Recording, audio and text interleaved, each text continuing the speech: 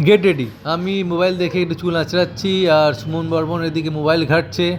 আর আজকে আমরা যাচ্ছি AWFIS এর অফিসে, ইকো স্পেস বিল্ডিংয়ে।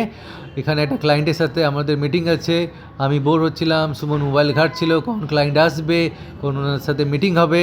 দেন সুমন আমাকে বলল যে দেবদা চলো আমরা কফি খেয়ে আসি। তো সুমন আমাদের জন্য কফি নিয়ে এলো। দেন স্টিল আমরা ক্লায়েন্টের ওয়েট করে আছি, ক্লায়েন্ট কখন আসবে, ওর সাথে একটা মিটিং আছে, আমাদের কর্পোরেট মিটিং আছে।